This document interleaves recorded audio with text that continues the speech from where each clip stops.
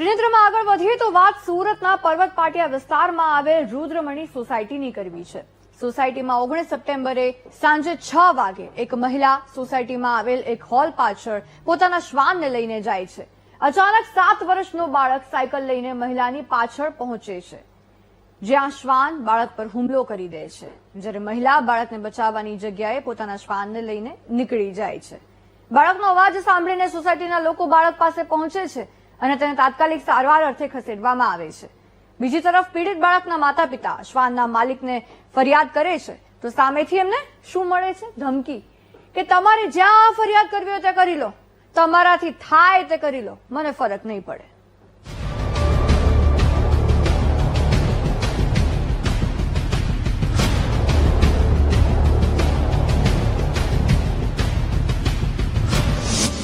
પાલતુ શ્વાનનો બાળક પર હુમલો, હુમલા પછી શ્વાન માલિકની દાદાગીરી। અમારો શ્વાન અહીં જ ફરશે, તમારાથી થાય તે કરી લો। વાત સુરતના પર્વત પાટિયા વિસ્તારમાં આવેલ રુદ્રમણી સોસાયટીની છે। સોસાયટીમાં 19 સપ્ટેમ્બરે સાંજે 6 વાગ્યે એક મહિલા સોસાયટીમાં આવેલ એક હોલ પાછળ પોતાના શ્વાનને લઈને જાય છે। અચાનક 7 વર્ષનો બાળક સાયકલ લઈને મહિલાની પાછળ તે પહોંચે છે, જ્યાં શ્વાન બાળક પર હુમલો કરી દે છે, જ્યારે મહિલા બાળકને બચાવવાની જગ્યાએ પોતાના શ્વાનને લઈને નીકળી જાય છે। બાળકનો અવાજ સાંભળીને સોસાયટીના લોકો બાળક પાસે પહોંચે છે અને તેને તાત્કાલિક સારવાર અર્થે ખસેડવામાં આવે છે।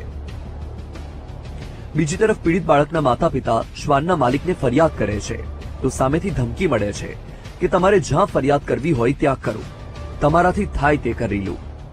हमारे यहाँ पे कुत्ता है जर्मन शेफर्ड, उसको बहुत बार बोला पर वो पहले भी बहुत से लोगों को काट चुका है। हमारी सोसाइटी में एक बच्चा रहता है ऋषभ नाम का, वो एक दिन अपनी साइकिल चला रहा था। हमारे ऑफिस सोसाइटी में एक ऑफिस है, उसके पीछे साइकिल चला रहा था। कुत्ते में वो जर्मन शेफर्ड ने उसको काट लिया, साइकिल से नीचे गिरा लिया और उसके पूरी बॉडी को नाखूनों से दबोच लिया। फिर उसके पैरों से चमड़ी खा ली और फिर उसके पैरों में ना टाके लगाए गए। हम लोग वहाँ पे हम लोग खेल रहे थे, मैं और मेरे दोस्त। हम लोगों ने देखा उसको पूरा हम लोग काटते हुए। हम गए डंडे लेके, होते में वो जो ऋषभ था वो अपने आप को बचा के उसकी मम्मी और के पास चला गया। જર્મન શેફર્ડના હુમલાથી સોસાયટીના લોકોમાં ભય। શ્વાનના માલિક વકીલ હોવાથી આપે છે લુખ્ખી ધમકી। અરવિંદ ગોસ્વામીની પત્ની અને દિયરે આપી ધમકી। આ ઘટનાથી રહીશોમાં ભયનો માહોલ છે। શ્વાન માલિક વકીલ હોવાથી કાયદો ખિસ્સામાં લઈને ફરતા હોય તેવી ધમકી આપી રહ્યા છે। જો કે આ હુમલામાં બાળકને ગંભીર ઈજા પહોંચતા તેની માતાએ કડક કાર્યવાહીની માંગ કરી છે। यहाँ पे हमारे यहाँ पे एक सोसाइटी में एक के पास में जर्मन शेफर्ड नाम का कुत्ता है, वो बिल्कुल सेफ नहीं है। उसको कितनी बार बोला है कि ये कुत्ता हमारी सोसाइटी में नहीं चाहिए, लेकिन वो मान ही नहीं रही है। वो कुत्ते को छोड़ना ही नहीं चाहिए। उससे की चीज का हादसा मेरे बच्चे के साथ में हुआ है। उसने वही खेल ही रहा था कि उसने उसको इतनी बुरी तरह से घायल कर दिया है कि वो पूरे उसके टांके भी आए हैं। तो प्लीज रिक्वेस्ट है उससे, लेकिन वो नहीं मान रही है। प्लस उसका देवर है वकील लॉयर, उसको भी हमने बोला, पहले हमने सोसाइटी कमेटी में भी बोला, लेकिन वो फिर भी नहीं मान रहे हैं। वो यही बोल रहे हैं कि हमें तो हमारा कुत्ता चाहिए ही चाहिए। સુપ્રીમ કોર્ટ કડક વલણ અપનાવે, કાયદો કડક બનાવવામાં આવે, પરંતુ આવા લોકોને જાણે કોઈ ફરક જ ન પડતો હોય તેવું લાગે છે।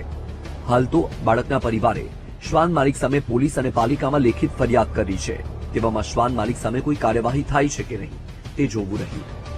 કેમેરામેન દેવેશ સોલંકી સાથે ધ્રુવ સોમપુરા, VTV ન્યૂઝ, સુરત।